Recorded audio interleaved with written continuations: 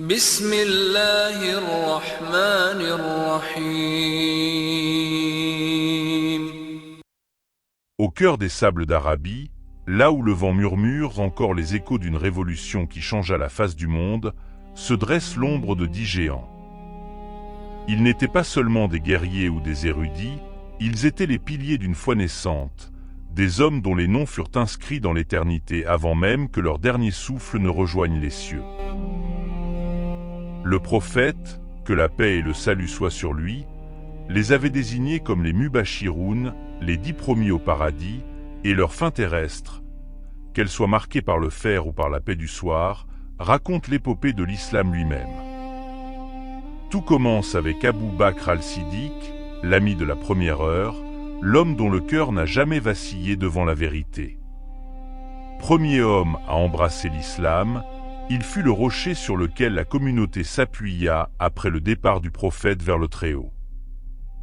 Père d'Aïcha, il dirigea les croyants avec une sagesse qui masquait une volonté d'acier, menant les guerres d'apostasie pour préserver l'unité et initiant la compilation sacrée du Coran. Contrairement à beaucoup de ses frères d'armes, Abou Bakr ne tomba pas sous le glaive. En l'an 13 de l'Hégire, à l'âge de 63 ans, la fièvre l'emporta doucement, une mort naturelle qui semblait être le repos mérité d'une âme ayant tout donné. Il fut déposé dans la terre de Médine, juste à côté de son compagnon de toujours, le messager de Dieu, comme pour signifier que même dans l'au-delà, leur lien restait indéfectible. Puis vint le temps du lion, Omar ibn al-Khattab. Sa conversion en la 6e année de l'Hégire avait fait trembler les murs de la Mecque par sa puissance. Père de Tafsa, il devint le 2e calife, le bâtisseur d'administration et le gardien du trésor public. Sous son règne de 10 ans, les frontières de l'islam s'étendirent comme une traînée de poudre, mais son destin se scella dans l'ombre d'une mosquée. En l'an 23 de l'Hégire, alors qu'il se tenait devant les fidèles pour la prière, le fer d'Abou Louloua al-Majouzi le frappa. Le martyre d'Omar ne fut pas un cri, mais un souffle de prière. Il rejoignit ses 2 amis dans le même caveau, formant une trinité de dévouement sous le sol de Médine. L'histoire se poursuit avec Othman ibn Affan, l'homme à la pudeur légendaire, surnommé l'homme aux 2 lumières pour avoir épousé successivement 2 filles du prophète, Ruqayya et Kulthum. Riche marchand devenu serviteur de Dieu, il consacra sa fortune et son temps à l'unification du texte coranique en un manuscrit unique. Mais la tragédie frappa à sa porte en l'an 35 de l'Hégire.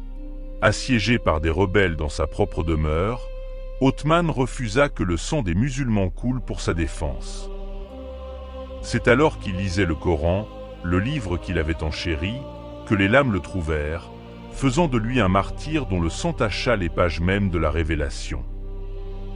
Ali ibn Abi Talib, le cousin et le gendre, le premier enfant à avoir dit « oui » à l'islam à l'âge de 10 ans, prit alors le flambeau. Époux de Fatima, il était la porte de la cité de la connaissance, un guerrier dont l'épée ulficar était crainte sur tous les champs de bataille. Pourtant, son califat fut marqué par les tempêtes civiles. En l'an 40 de l'Hégire, durant le mois sacré de Ramadan, la trahison prit la forme d'un homme, Abd al-Rahman ibn Muljam. À Koufa, alors que l'aube pointait et qu'Ali s'inclinait pour la prière, le coup fatal fut porté. Sa mort fermait le chapitre des califes bien guidés, laissant derrière lui un héritage de justice et d'ascétisme pur. Parmi ceux qui furent promis au paradis, certains virent leur destin s'entremêler lors de la douloureuse bataille du chameau. Talha ibn Ubaydallah, celui que le prophète appelait le martyr vivant, était un noble dont la bravoure à Ouhoud était entrée dans la légende. En l'an 36 de l'Hégire, bien que certaines sources mentionnent l'an 66, après avoir choisi de se retirer des combats fratricides par souci de paix, il fut frappé par une flèche égarée ou assassine. Il tomba en martyr, emportant avec lui la noblesse des premiers jours, et repose désormais à Bassora.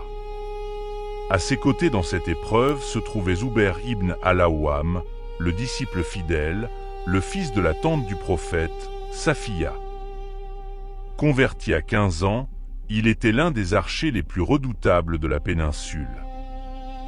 Comme Talha, il quitta le champ de bataille du chameau par conviction, refusant de porter l'épée contre ses frères. C'est dans ce retrait, alors qu'il priait, qu'il fut lâchement assassiné par Ami ibn Jarmouz. La nouvelle de sa mort attrista même ses adversaires, car le disciple du prophète n'était plus. Mais tous ne périrent pas par la lame. Sadé ibn Abi Waqqa, le vainqueur d'Al-Qadisiyah, celui qui avait ouvert les portes de l'Irak et brisé la puissance perse, survécut à d'innombrables batailles. Archer d'élite et premier à avoir versé le sang pour la défense de l'islam, il finit ses jours dans le calme de la région d'Al-Akik. En l'an 55 de l'Hégire, il s'éteignit de mort naturelle, étant le dernier des 10 promis au paradis à quitter ce monde. Son corps fut ramené à Médine pour reposer au cimetière d'Al-Baqi, parmi les siens. Abd al-Rahman ibn Auf, le marchand dont les mains semblaient transformer la poussière en or, utilisa sa richesse non pour l'orgueil, mais pour la survie de la communauté. Compagnon de la première heure, il était l'exemple même de la générosité silencieuse. En l'an 32 de l'Hégire, sous le califat d'Othman, il rendit l'âme à Médine à l'âge de 75 ans, laissant derrière lui un vide que l'or ne pouvait combler, mais une place assurée parmi les élus. Il y eut aussi Abu Ubeda Amer ibn al-Jarrah, celui que le messager appelait le digne de confiance de cette nation. Guerrier infatigable, il fut l'architecte de la conquête du Levant et celui qui ouvrit Jérusalem. Mais l'ennemi qui l'emporta ne portait ni bouclier ni lance. C'est la peste d'Anwas, qui ravageait la région en l'an 18 de l'Hégire, qui eut raison de lui. Jusqu'à son dernier souffle, il resta au service des malades et des fidèles, mourant en martyr de la foi et du devoir au milieu des terres qu'il avait libérées. Enfin, l'épopée s'achève sur le souvenir de Saïd ibn Zayd. Converti dans le secret des premiers jours avec son épouse Fatima, la sœur d'Omar, il avait bravé la persécution avec une piété inébranlable.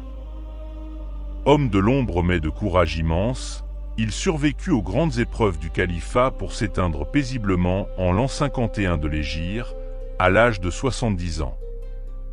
Sa mort naturelle clôturait une vie de sincérité totale, un dernier soupir de paix après une vie de lutte. Ces 10 hommes, au destin si divers, de la fureur des champs de bataille à la quiétude des dernières prières, forment la constellation qui guide encore les croyants. Leurs vies ne furent pas des lignes droites, mais des chemins de sacrifice, d'amour et de foi, prouvant que qu'importe la manière dont on quitte ce monde, par le martyre ou par la vieillesse, c'est la trace laissée dans le cœur de l'histoire qui définit l'éternité. Leurs récits, gravés dans le sable et le temps, continuent de briller comme les flambeaux d'une épopée qui ne s'éteindra jamais. Merci d'être resté jusqu'au bout. Si cette vidéo vous a éclairé, n'hésitez pas à vous abonner dès maintenant pour ne rien rater. Et cliquez sur les vidéos affichées pour continuer à explorer. Portez-vous bien et à très bientôt.